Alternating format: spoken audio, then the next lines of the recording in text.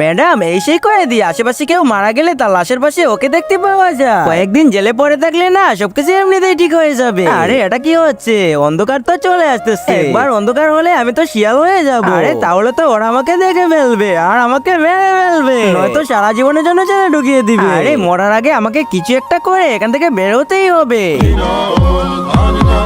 আবে ও এতক্ষণ কি একা একা কথা বলতেছি? ম্যাডাম আপনি আমাকে ছাড়তেই হবে। আচ্ছা কেন? ছেড়ে দিলে তো পরের লাশের মধ্যে তোকেই পাওয়া যাবে। আরে সন্ধ্যা হওয়ার মাত্র 5 মিনিট বাকি আছে। ম্যাডাম আমাকে ছেড়ে দিন, না হলে ওকে আমি গলা টিপে মেরে ফেলবো।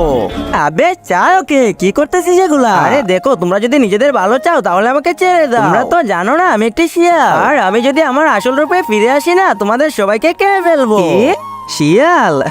আবে হয়ে যা তুই শিয়াল, আমরাও দেখি তুই কিভাবে শিয়াল হয়ে যাস। কিন্তু তার আগে যে মা তোমার মুখে খাবার তুলে দিয়েছে, আজ সে প্রিয় মায়ের জন্য একটি লাইক এবং সাবস্ক্রাইব করে কমেন্টে এই ইমোজিটা দিয়ে যাও।